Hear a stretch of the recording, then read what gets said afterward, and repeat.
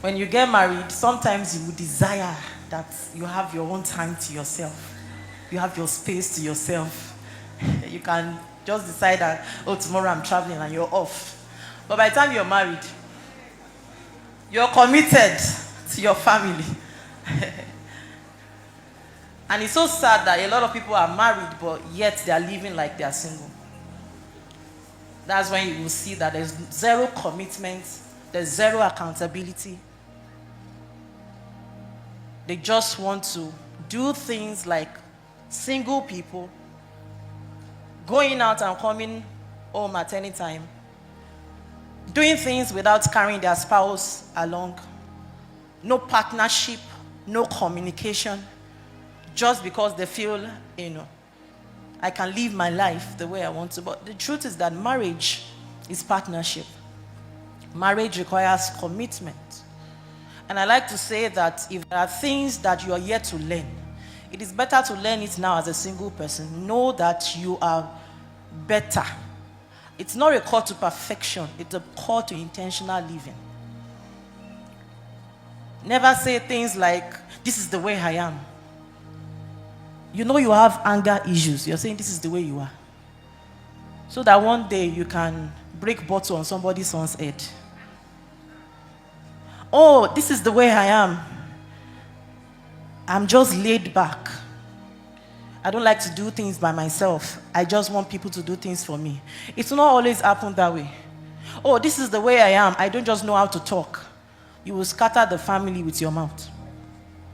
Oh, this is the way I am. I'm just very direct. I don't know how not to say anything that is in my mind. It is the way it is in my mind. That's the way I will say it. You will scatter places. Oh, this is the way I am. I just like to spend other people's money and never commit my own thing to other people. His money is our money, my money is my money. Wrong. Marriage is partnership. Oh, this is the way I am. I just, like to have my own space.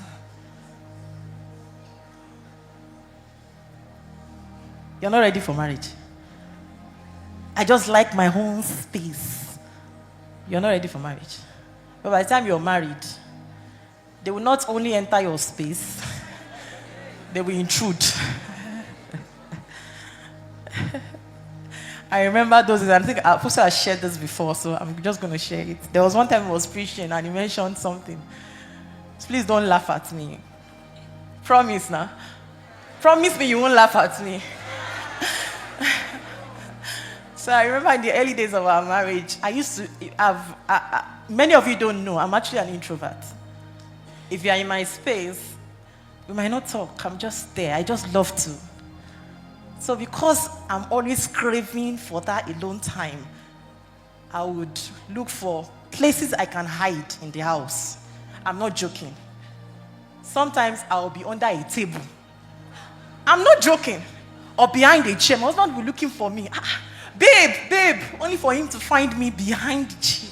So to him it was confusing, like, I don't know. Are you even comfortable where you are? I prefer my space more than comfort. It was not funny. And I didn't know, the distress that was for him. What am I trying to say? Many of the things you feel right now that, oh, this is the way I am, this is what I want. As time progresses and as you enter marriage, a lot of things will change. So be ready for it. Are you saying that? A lot of things will what? Will change. Now the issue I've seen is that many people are not ready for that change. And that's where issues come in. You're not ready for commitment. You're not ready for other people intruding. You're not ready to, be able to sacrifice. It is not every time that things will go your way. Maybe you were raised as the only child, and then you get everything. Hey, now this is adulthood. Things will not always happen the way you intended it to happen. You want to do something, for instance, as a woman. Now, I like to say that submission is not, babe, I'm traveling tomorrow, I'm telling you to take permission from you. That's example one.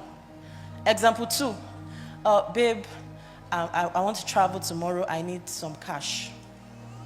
Example three, babe, I want to travel tomorrow. I'm taking permission to travel. Now, submission is not that you want to travel and you are requesting for the money to travel. Now, because the condition under which you are asking is because you can't fund yourself. Submission is, I have what it takes to do what I want to do, but I choose to submit under your leadership as my husband. Are you saying that? Submission is, I know what I can do. I have the idea in my head. I know, but I choose to submit this idea under your leadership. Whatever you say will do. Submission is not, I'm just telling you. Have you seen people, maybe you have been in a leadership position, and the people just come and tell you, oh, okay, head of department, HOD, I'm traveling tomorrow. That is not, you're not making a request saying that. What you're saying, you're just telling, you're giving an information.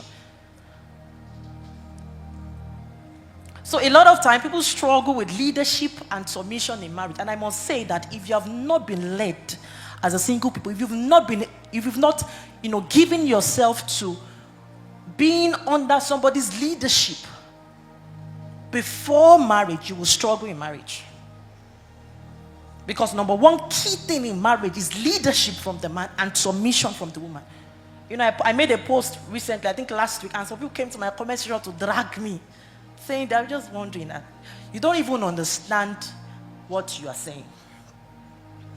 The man has the role to lead. The weight of decision making is on him. But does that mean that he knows everything? No. Does that mean that he should be making all decisions and be an authoritarian? Military leadership. This is final. This is what? No. The balance is leadership and what? Submission. Meaning that it is a partnership. The best kind of leadership is the one you do, not by commanding, not by being a military kind of, not this military method. It's by partnership. That if you're leading a team, you can say, hey guys, let's put our heads together. What are we supposed to do on this? What are you doing when you do that?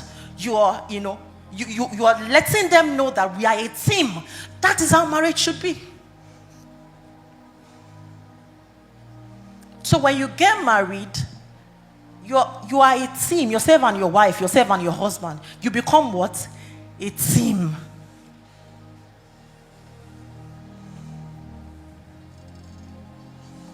Because I've seen a lot of time. In fact, one of the major causes of divorce these days is leadership and submission. Many times the men are not leading. You're not leading spiritually. You're not the priest of your home. There's a funny story I like to share. The man woke up from his sleep. He had a bad dream. And he started shouting, "Mommy! Mommy!" Because he knows that the wife is the prayer warrior. He is not. He has lost his headship. He's not the priest.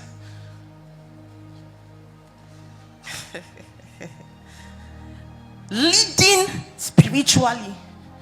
Leading in provision. And you don't have to be all perfect.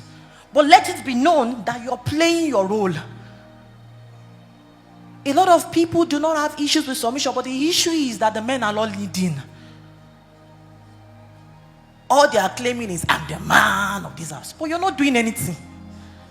And once the head is not correct, the body can't be correct. Have you ever had an headache? But your head is aching you. It is the head that is aching you, but you're not bad. That's the way it is. So once leadership is not gotten right, the whole body will have issues. And I've seen instances where it is the woman that is not giving the man the opportunity to lead. You keep complaining, he's not doing this, he's not doing that, he's not. But hey, madam, you are the boss in this marriage. You always want to make all the decisions. You're not even allowing him to take the lead. You're not allowing him to, stretch his muscle of leadership. And then the time comes that he just relax. And you're wondering, he's not even doing anything. He's not even making effort. Hey, how's your journey been in your 10 years of marriage? So I really need us to get this right. Leadership, it's a responsibility that every man must learn. Glory be to God. Submission is not subjection. Submission is not you being a lower candidate, if I can put it that way. Submission is you recognizing that you have a leader under God. And then you choose to submit